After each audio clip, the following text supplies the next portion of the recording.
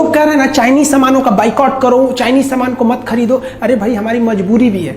हम तो सोचते हैं चाइनीज सामानों को बाइकआउट करने से भी खतरनाक काम करना चाहिए। समझिए कैसे। देखिए चाइना जो है ना मैन्युफैक्चरिंग हब है, पूरी दुनिया वहीं सामान बनाती है क्योंकि वो थोड़ा सस्ता पड़ता है। उसके यहाँ लेबर सस्ते हैं, एकदम टाइम पे आ जाते हैं, कोई लेबर का सुनता नहीं है, हर चीज़ है, जिस वजह से उसका सामान सस्ता पड़ता है। और वो मास प्रोडक्शन करता है, थोड़ा सा नहीं बनाता है, एक ही बार 1 करोड़ बना देगा। अब आप इतनी सा सब्जी बनाइए या इतना बनाइए, जानते हैं ज़्यादा बनाने में खर्च कम आता है, इसलिए चाइना का प्रोडक्ट बहुत सस्ता होता है। ये जो टेम्पर ग्लास हम लोग मोबाइल पे लगाते हैं ना, चाइना पे 3 रुपया में पड़ता है। 31% टैक्स जोड़कर और जो पूरा ट्रांसपोर्ट का खर्चा जोड़कर हमको वो जो टेम्पर ग्लास पड़ता है 4.5 रुपया में पड़ता है। 45 रुपया नहीं दिखा है, 4.5 रुपया में टेम्पर ग्लास पड़ता है, जिसको आप लोग दिल्ली मुंबई में 10 रुपया से 40 रुपया में लगवाते हैं। अब बताइए इतना सस्ता है तो हम कैसे रोक सकते हैं उसको।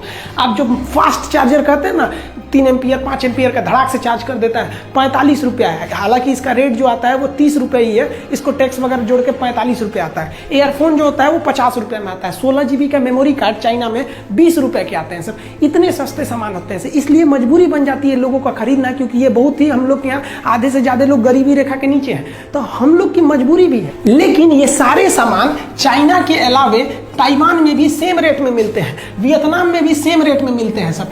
तो हम लोग क्यों ना फिलहाल सब्स्टिट्यूट के रूप में हम लोग ताइवान से खरीदें, ताइवान से, वियतनाम से। ये दोनों चाइना के दुश्मन हैं, इससे हमारा 2 फायदा होगा। चाइना से हमको आयात में भी घट जाएगा और हमको सेम रेट पे सामान चाइना के दुश्मनों से मिलेगा। ये शक्तिशाली होंगे, हमारे लिए अच्छा है।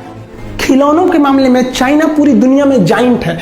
चाइना में 8 रुपए से खिलौने चालू हो जाते हैं, 8 रुपए में। पूरी दुनिया में जो सोलर पैनल दिए जा रहे हैं वो चाइना से आता है। हिंदुस्तान में 70% सोलर पैनल चाइना से आयात हो रहे हैं, हमारे यहाँ नहीं बनते। जबकि भारत का शक्ति स्थला दक्षिण भारत में, दुनिया भर का केरल और गुजरात में जो पावर प्लांट लग रहा है सोलर प्लांट से, वो चाइना से आयात हो रहा है। हमारे जो लौह पुरुष थे, स्टैचू ऑफ यूनिटी, उनके लिए भी जो स्ट्रक्चर बना था वो चाइना से ही बना था। इतना ज्यादा वो मैन्युफैक्चरिंग हब बन गया है, इतनी आराम से नहीं हटेगा। उसको हम लोग को बढ़िया से घेरना पड़ेगा, माइंड गेम से मारना पड़ेगा। समझिए कैसे। देखिए कंप्यूटर और मोबाइल की दुनिया में चाइना जो है एकदम कब्जा करके बैठा है। चाइना में जो है वो कंप्यूटर मोबाइल बहुत ही बड़े पैमाने पर मैन्युफैक्चर किए जा रहे हैं। ये जो कैमरा होता है ना, शादी ब्याह में रिकॉर्डिंग वगैरह करते हैं, उसका भी चाइना बहुत बड़ा हब है। सीसीटीवी कैमरा का चाइना बहुत ही बड़ा एक्सपोर्टर कंट्री है। चाइना के पास हर तरह के सीसीटीवी कैमरे होते हैं। जनरली 2 टाइप का हम लोग यूज करते हैं। गोल वाले को कहते हैं डोम कैमरा, ये चौड़ाई में देखता है और वाटर प्रूफ नहीं होता, इसलिए इसे घर के अंदर लगाया जाता है।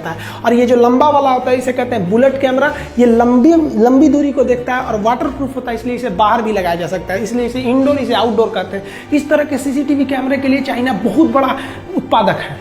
चाइना के आप किस किस सामान का बाइकआउट करने को कह रहे हैं? आपको पता है जो पीवीसी टेप चिपकाया जाता है ना, तार वगैरह को चिपकाने के लिए, चाइना से आता है। छोटे बच्चे जो कंचा गोली खेलते हैं ना, वो चाइना से आता है। चाइना अपने कस्टमर्स का बहुत ही ख्याल रखता है, लेकिन इंडिया वाले क्या करते हैं, कस्टमर का ख्याल नहीं रखते, अपना मुनाफा कैसे होगा। अब सोचिए छोटा बच्चा गोली खेलने जाता है, सोचता है गोली बड़ा रंग बिरंगा हो, एक साइज का हो, एकदम बिल्कुल गोल हो। हिंदुस्तान का गोली देखिए टेढ़ ऐसे रहता है, इंडिया का लड़का लेता ही नहीं, कहता है चाइनीज गोली दो, एकदम रंग बिरंगा दे दिया। उसने कस्टमर्स की नीड को पहचाना।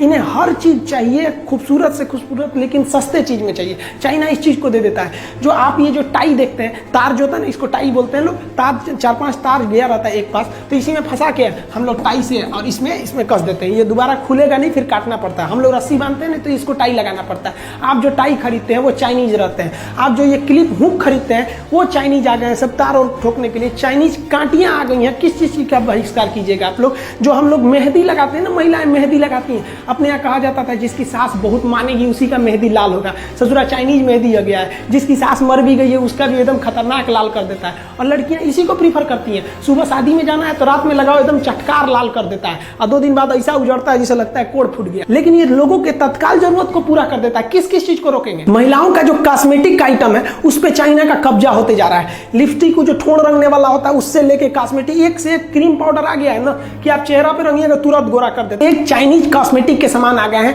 काजल से लेके नेल पॉलिश से लेके किस किस चीज को रोकिएगा, पूरी तरह चाइना भरते जा रहा है। क्यों? क्योंकि लोगों को क्या चाहिए, एक महिला को हर तरह का चाहिए, लिपस्टिक उसका, नेल पॉलिश चाहिए उसको, हर तरह का, जिस रंग का कपड़ा रहना चाहिए उसी रंग का ही। अब इंडिया का लेगी तो महंगा पड़ेगा, तो जितना में इंडिया का एक रंग का लेगी उतना में चाइना वाला इतना सस्ता देता है कि 3 रंग का लेगी, तो उसकी भी तो मजबूरी है। आप देखिए चाइना हमेशा अपने कस्टमर्स के बारे में सोचता है।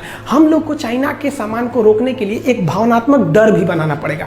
भारत में देखिए ना, मुंह नोचुआ पूरा का हल्ला उड़ गया था, चोटी काटने वाला बाल काटने वाला था। इसी तरह मीडिया को पैसा वैसा खिला के सरकार को एक हल्ला उड़ा देना चाहिए कि चाइनीज मेहंदी लगाने से ना हाथ में कैंसर हो जा रहा है, जो महिला ठोड़ रंग ले रही है चाइनीज लिपस्टिक से उसको धोधड़ हो जा रहा है। इसे ऐसे टाइप का एक मनोवैज्ञानिक दबाव बना दो, फाल्स न्यूज चला दो। हमारे यहाँ तो फाल्स न्यूज दुनिया भर का चलता है कि 2000 के नोट में चिप था, उस चिप से हम पता कर सकते हैं कहाँ 2000 का नोट छुपा है, कहाँ घंटा चिप था उसमें। चाइना अपने कस्टमर्स का बहुत ख्याल रखता है। देखिए हमारे यहाँ बनारसी साड़ी पूरी दुनिया में फेमस है। बनारसी साड़ी देखिए ये बहन जी पहनी है, कितना बढ़िया लग रहा है। लेकिन भारत ने अपनी बनारसी साड़ी एक सूडान नाम के देश को निर्यात किया, वहां से रिजेक्ट हो गए सब, भारतीय साड़ी बर्बाद हो गए। लेकिन वहीं पे चाइनीज साड़ियां चल गई, क्योंकि सूडान की जो महिला होती हैं इस तरह से होती हैं। अब ये वाला साड़ी उनको पहना दीजिएगा तो लगेगा समियाना ओढ़ ले भाई, उसमें थोड़ा सा चेंज करना पड़ेगा ना। उनकी हाइट 6 फीट होती है, हमारे यहाँ 5.5 फीट की लड़कियां होती हैं सब, तो सड़िया को थोड़ा सा चौड़ा करना पड़ेगा ना, नहीं तो यही वाला पहना देंगे उन लोगों को तो स्कर्ट की तरह लगने लगेगा, रिजेक्ट हो गया।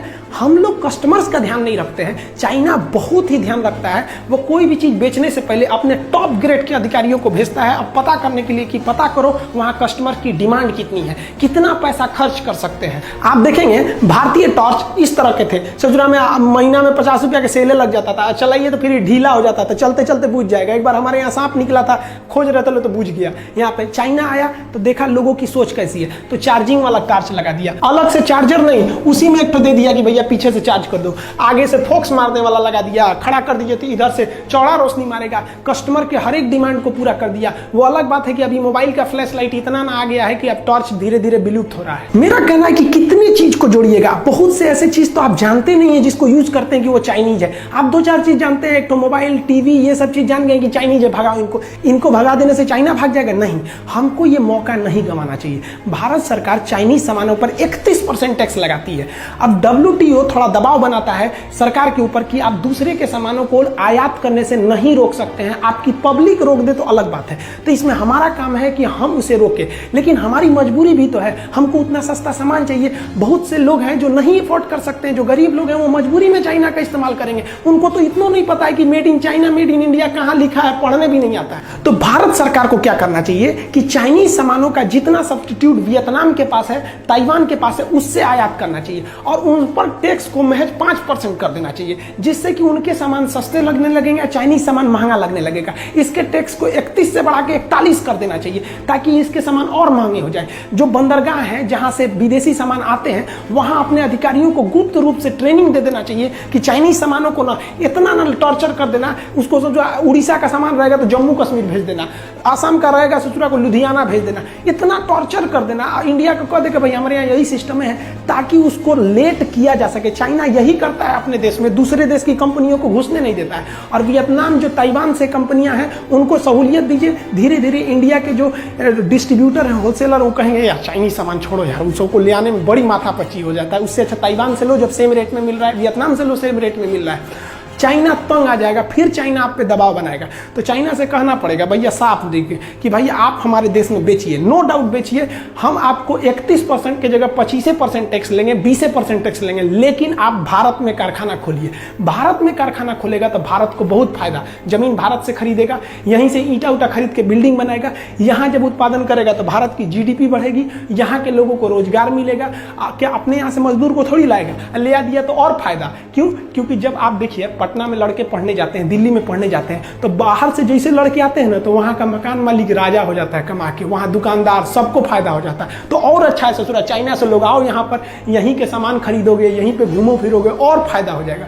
तो रोजगार वो यहीं से देगा, तो हमको और फायदा हो गया कि रोजगार मिल गया। और रोजगार जब मिलेगा तो हिंदुस्तान के लोग काम करने जाएंगे तो उसकी टेक्नोलॉजी सीख लेंगे। हमारे यहाँ देखते हैं कोई हीरो होंडा की कंपनी में गैरेज में काम कर रहा था, 2 साल काम करके छोड़ा, अपना गैरेज खोल दिया, बहुत अच्छा है। चाइनीज कंपनी में काम किया, 2 साल काम करने के बाद अपना कंपनी खोल दिया। धीरे धीरे ऐसी टेक्नोलॉजी आएगी, चाइना ऐसे ही चुरा के लाया अमेरिका से। इससे भारत के युवाओं में एक स्किल डेवलपमेंट होगा और ये भारत की सबसे बड़ी कमी है। मान के चलिए कि किसी लड़के को वेल्डिंग सीखना है तो ITI में जाएगा, नहीं तो किसी वेल्डर के पीछे हेल्पर बनेगा। कोई ऐसी संस्था है जो केवल डेडिकेटेड हो वेल्डिंग सिखाने के लिए कि हाँ भैया आइए 1 महीना में हम आपको सिखा देंगे, आपको वेल्डिंग का सर्टिफिकेट देंगे? नहीं, उसके लिए 75 गो नियम कानून है। चाइना में ऐसा नहीं है, आपको जिस चीज का स्पेशलिस्ट बनना है आप वहां जाइए। लेकिन भारत में अगर आपको स्पेशलिस्ट बनना है तो या या तो कॉलेज में जाइए, अगर अनपढ़ है, मजदूर टाइप के हैं, तो किसी किसी के पीछे हेल्पर लगिए 2 साल तक, अब धीरे धीरे सीखिए। लेकिन चाइना ने क्या किया, एकदम स्किल्ड कर दिया। किसी को पेंटिंग सीखना है, उसका एक तो कॉलेज है भैया, इसमें आइए 1 महीना में पेंटिंग सिखा के भेज देगा, सर्टिफिकेट केवल पेंटिंग का। हमारे यहाँ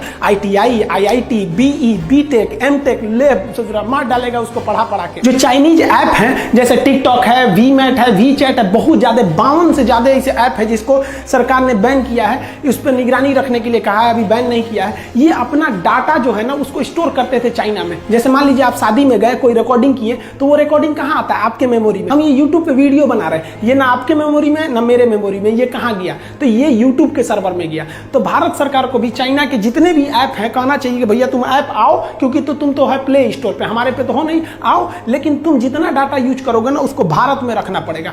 अब वो भारत में रखेगा तो उससे भारत में भी रोजगार बढ़ेगा और हमारे डाटा भी लीक नहीं हो सकते हैं, और धीरे धीरे उसको दबाव बना के धीरे धीरे पब्लिक ही छोड़ सकती है, क्योंकि WTO के नियम के हिसाब से गवर्नमेंट किसी पे जबरदस्ती बैन नहीं लगाएगी। चाइना के सामानों को बाइकआउट नहीं कराना है, उन ससुरों को मंगाना है और यहीं बनवाना है। ऐसा दबाव बनाना है कि अगर नहीं बनाएगा यहाँ पे ना, डायरेक्ट मंगाएगा ससुरा पे 40% टैक्स, और वियतनाम और ताइवान के सामानों को प्रीफर करेंगे, और बनाएगा तो भैया 20% टैक्स। बनाओगे तो तुम हमेशा के लिए मरोगे, आप भेजोगे तो डिस्टर्ब होकर मरोगे। मतलब चाइना ना तुमको कह के लेंगे। चाइना में क्या होता है ना, वहां अधिकारी बने हैं, जैसे जिला की जिम्मेदारी DM की होती है ना, चाइना में क्या होता है, हर जिला में ना एक उद्योग वाला अधिकारी होता है, उसकी जिम्मेदारी है कि इस साल तुमको इतनी कंपनियों को यहाँ खुलवा देना है, इतनी कंपनियों को सुधार ला देना है, उसकी जिम्मेदारी है। और हमारे यहाँ किसी भी अधिकारी को कोई जिम्मेदारी नहीं है, उसको डर और जरूरत है ही नहीं है। डर और जरूरत का होना जरूरी है। सरकारी नौकरी में हो गया, डर खत्म, नौकरी जाएगा नहीं, जरूरत खत्म, 1 तारीख को तनख्वाह आइए जाएगा। हमारे यहाँ इसे चौपट कर दिया सब, हमारे यहाँ के अधिकारी सबको।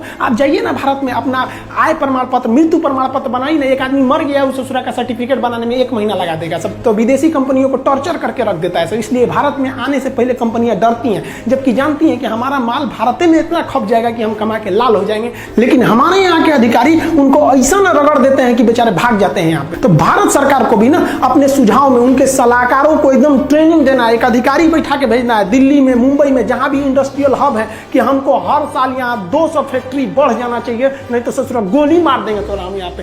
डर बिना प्रीत कहाँ। भारत सरकार के उद्योग मंत्रालय पे एकदम कड़ा डिसीजन लेना चाहिए। लिस्ट बनाइए उन चीजों का जो चाइना ज्यादा प्रोडक्ट करता है, जिसका पब्लिक ज्यादा यूज करती है, और उन सारी चीजों का कारखाना 1 साल के अंदर अंदर खुल जाना चाहिए, ना तो नौकरी से भगा देंगे। हमारे अधिकारी ये सोच रहे हैं तोन निकल गया है, इतना कोई मतलब नहीं है, क्या हो रहा है क्या नहीं, सरकारी नौकरी लग गया। देखिए चाइना को इतना टॉर्चर करना है कि उसको फैक्ट्री मजबूरन भारत में खोलना पड़े, और जब भारत में फैक्ट्री खोल देगा ना तो हम लोग हो जाएंगे मकान मालिक और चाइना हो जाएगा किराएदार। अब कोई भी किराएदार मकान मालिक से ऐठ के नहीं बोलता है, जानता है कि हमारा सब फैक्ट्रियां वहीं पे है, सोच रोक देगा तब। कोई भी देश चाइना से ऐठ के क्यों नहीं बोलता है, क्योंकि जानता है सोच वहां पे हमारी कंपनी फंसी हुई है। अमेरिका भी शांत रहता है, उसकी करोड़ों करोड़ की कंपनियां का वहां पे इन्वेस्टमेंट है। तो भारत सरकार को इन्वेस्टमेंट लाना चाहिए, इससे FDI भी बढ़ेगी भारत सरकार की। इससे चाइना पर बहुत बड़ा प्रेशर आएगा, क्योंकि उसकी कंपनियां उस पर प्रेशर लगाएंगी, भैया मेरा वहां पे सब फैक्ट्री फंसी हुई है। और हम लोग को ये नहीं कहना पड़ेगा कि बाइकआउट चाइना, भैया भारत में ना बन रहा है, यहाँ पे 1 नंबर का काम हो रहा है। अब यहीं से बना के तुम बगल में बेचो, पाकिस्तान को बेचो, श्रीलंका को बेचो, किसी को भी बेचो, लेकिन हमारे यहाँ मैन्युफैक्चरिंग हब बनाओ। हमारे यहाँ बेचना है तो बनाना पड़ेगा, नहीं तो भाड़ में जाओ ससुरा।